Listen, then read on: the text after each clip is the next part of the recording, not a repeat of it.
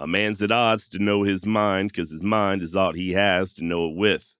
He can know his heart, but he don't want to. Rightly so. Best not look in there. It ain't the heart of a creature that is bound in the way that God has set for it. You can find meanness in the least of creatures, but when God made man, the devil was at his elbow. A creature that can do anything, make a machine, and a machine to make the machine, and evil that can run itself 1,000 years. No need to tend it. The girl was on death's door when the lieutenant found her, half starved and suffering from exposure under the searing desert heat. Nevertheless, Whipple was able to nurse the young lady back to health, sharing from his canteen at first, and, when she was able, his ration of food. Then, before sending the girl back to her people, the Quechan, Lieutenant Whipple gifted her a small mirror, just a token of friendship. Following this good deed, he and his party of topographical engineers simply went about their business, surveying the Gila River boundary of present-day southern Arizona. Now, believe it or not, surveyors like Lieutenant Whipple had one of the most dangerous jobs on the frontier, especially back in them early days. Not only were they traveling through mostly uncharted territory, and at the mercy of all that Mother Nature could throw at them, but the land they were surveying was also occupied by indigenous tribes who may or may not appreciate their presence. Hell, back in Texas, where Whipple had also plied his trade, the Comanche declared an open season on surveyors, dispatching any and all they could find on site. That said, it was a lucrative career, albeit for those with a high tolerance for adventure. George Washington did it, as did Daniel Boone, and even celebrated Texas Ranger John Coffee Hayes. Then there's the curiously named Lieutenant Amiel Whipple, a guy that I'm willing to bet most folks have never heard of. As a graduate of Amherst College and fifth in his class at West Point, Whipple was one of the Army Corps of Engineers MVPs in the late 1840s, which is how he found himself in Arizona saving that damsel in distress. A couple years later, Lieutenant Whipple was back in the same area, with a group of 47 men once more surveying the Gila. The expedition began running low on supplies, so on December 22nd, 1851, they decided to head downriver to Fort Yuma. Figured they'd not only stock up on much-needed provisions, but also enjoy a nice relaxing Christmas before resuming their toil. Now, Fort Yuma, where Yuma, Arizona now stands, was first established in 1849 as Camp Calhoun. And in those days, this was a highly trafficked area, mostly due to gold seekers headed to California. Matter of fact, so many people were passing through that the men at Camp Calhoun began operating a ferry right there on the Colorado River. In January of 1850, the military departed, and the ferry, known as the Yuma Crossing, was taken over by an enterprising businessman by the name of Dr. Abel Lincoln, not to be confused with the future president. And it was a prosperous business. Not only did Doc Lincoln have friendly relations with the neighboring Quechan people, but he was also making bank. Unfortunately, things took a turn for the worse when John Joel Glanton arrived with his band of scalp hunters. And yes, this is the same gang featured in Cormac McCarthy's Blood Meridian.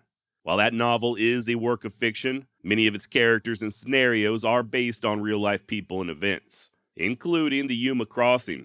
Now, if you've never read Blood Meridian or you're just unfamiliar with John Joel Glanton, he truly was just a very nasty guy.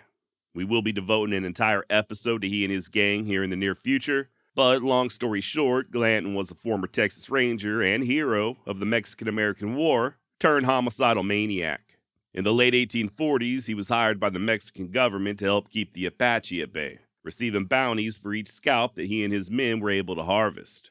Only thing is, Glanton didn't just stop at killing Apache warriors, or the Apache people in general. Friendly tribes, innocent women and children, and in time, even unsuspecting Mexican citizens all fell prey to the scalping knives of Glanton and his men. So prolific was their murder spree that the Mexican authorities ended up chasing the gang out of the country entirely, straight into southern Arizona, and as fate would have it, Doc Lincoln's Yuma Crossing. Now at first Lincoln, not knowing who he was dealing with, figured he could use the gang's help with the ferry. This backfired, and in no time flat, Glanton just strong-armed his way into taking over the entire operation. Wasn't long before he and his gang took to harassing, and then just outright robbing, travelers of all they had. Skip ahead to the spring of 1850, and a General Anderson from Tennessee passed through with a large group of Americans, bound for the gold diggings.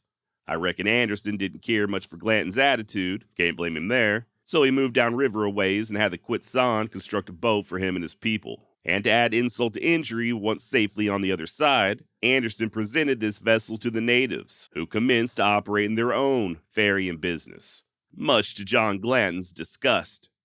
Worth noting that it wasn't just Americans who sought passage across the Colorado River. A great deal of would-be prospectors hailed from the Mexican state of Sonora, and surprise, surprise, they really weren't all that fired up to do business with the scalp hunters. As such, they took to using the other ferry operated by the Quechan, further infuriating Glanton. Now, somewhere along the line, an Irishman by the name of Callahan got himself murdered. In the novel Blood Meridian, Callahan helps to operate the Quechan ferry, but, quote, within days it was burned, and Callahan's headless body floated anonymously downriver, a vulture standing between the shoulder blades in clerical black, silent rider to the sea, end quote. Now, the truth is, I don't think anyone knows exactly who was responsible for Callahan's death. Some sources do back up McCarthy's narrative that Glanton was to blame, while others assert that it was the Quechan who did the poor bastard in. Either way, tensions were mounting there on the Colorado. Finally, one of the big Quechan chiefs, a guy by the name of Hal Honey, paid the gang a visit looking to smooth things over, but it was no use. A hot-headed John Glanton declared that going forward, he and his men would kill one Quechan for every person they dare ferry across the river. Still hoping for a compromise, Hal Honey proposed that his people only ferry animals, at which point Glanton picked up a large stick and smashed it down over the chief's head, unknowingly signing his own death warrant in the process. Not long thereafter, on the 23rd of April, 1850, as the gang slept in a drunken midday stupor, the Quechan people arose in righteous anger, slaughtering Glanton and damn near all of his men. Even poor Doc Lincoln fell prey to the carnage, his body thrown in a fire right alongside Glanton's. And it was this massacre, ironically, that started what's now known as the Yuma War. Yuma, by the way, being a historical classification of the Quechan people. A large force of volunteers from California arrived, soon followed by the U.S. Army. At first, they garrisoned at the scalp hunters' old camp, but by March, they had moved a short distance away to an old Spanish mission dubbed Fort Yuma. A Captain Davidson took command in November of 51, and according to Frank Robertson, in his History of Yuma, quote, in the following month, both fort and ferry were abandoned for a short period, end quote. And Fort Yuma would stay abandoned until February of 1852, which is exactly how Lieutenant Whipple and his men found it on Christmas Eve. You thought I forgot about Whipple, didn't you?